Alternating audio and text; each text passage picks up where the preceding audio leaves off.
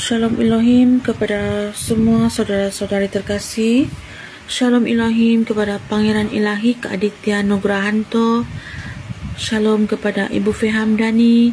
Shalom Elohim kepada saksi-saksi Tuhan, malaikat-malaikat Tuhan, dan semua anak-anak Tuhan yang dikasihi. Pada saat ini saya ingin memberikan kesaksian tentang satu penglihatan yang saya diberikan ketika saya berdoa, dan juga penglihatan mimpi yang saya diberikan.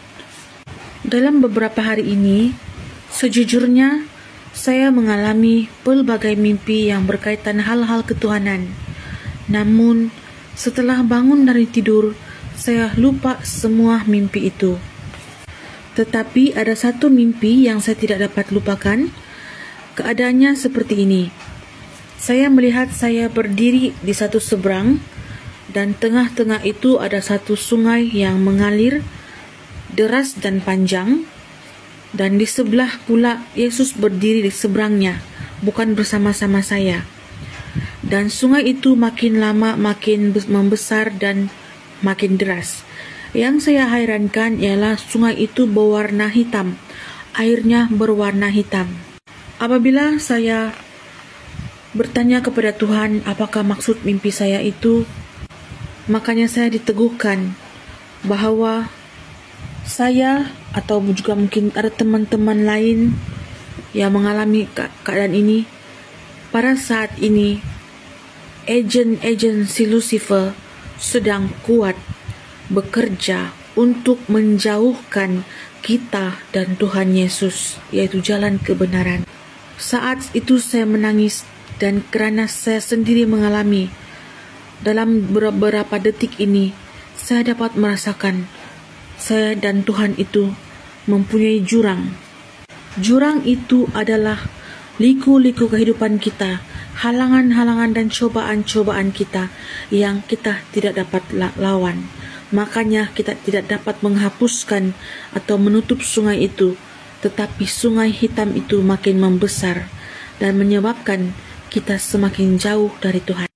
Waspadalah wahai teman-teman sekalian, mungkin kesaksian mimpi ini adalah bagi kamu juga, yang mungkin anak-anak Tuhan yang giat melayani dan giat bersaksi. Sadarkah kamu, mungkin ada di antara kita semakin dicobai oleh iblis itu. Jadi, pesan Roh Kudus ketika itu di hati saya, ketika kamu merasakan kamu semakin jauh dengan Tuhan Yesus, bertobatlah, berpuasalah, dan bertekunlah dalam doa. Jangan biarkan perasaan itu terus menghanyutkan kamu dalam sungai hitam itu, karena kamu akan tertinggal jika kamu tidak peka.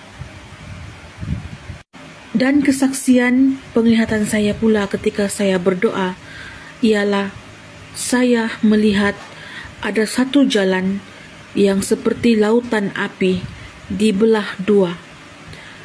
Dalam lautan api itu, di sebelah kiri dan kanan, saya melihat seperti ada tentara-tentara, askar-askar Tartaria, makhluk-makhluk yang mempunyai pelbagai bentuk yang pelik, bersedia menyerang jika saya ingin melintasi lautan itu.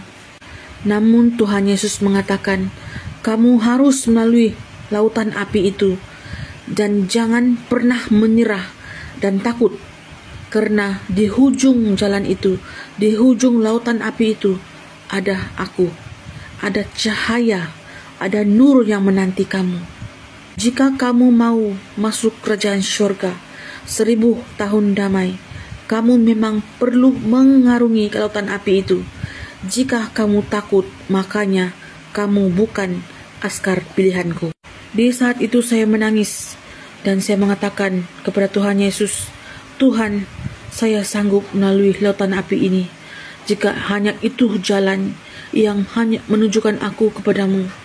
Karena aku sadar aku ini manusia tuli, buta tuli dan telanjang, yang tidak layak meminta-minta apa yang kami perlukan untuk menyenangkan kehidupan kami.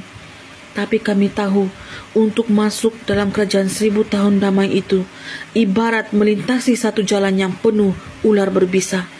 Dan samalah seperti penglihatan saya itu, saya melihat lautan api yang penuh dengan makhluk-makhluk Tartaria yang sedia menyerang apabila saya melalui jalan itu.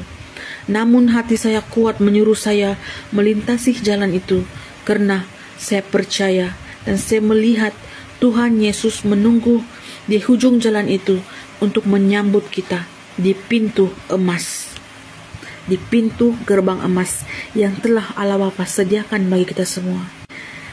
Jadi ini saja kesaksian saya pada hari ini. Semoga kesaksian ini dapat memanggil kita semua, anak-anak Tuhan yang terpilih dan belum membuka mata untuk bertobat. Jangan pernah abaikan message-message kesaksian yang limpas di FYP kamu, di media sosial kamu, atau dikongsikan kepada kamu. Message itu, kesaksian itu adalah untuk kamu, peneguhan kamu, panggilan untuk kamu untuk bertobat.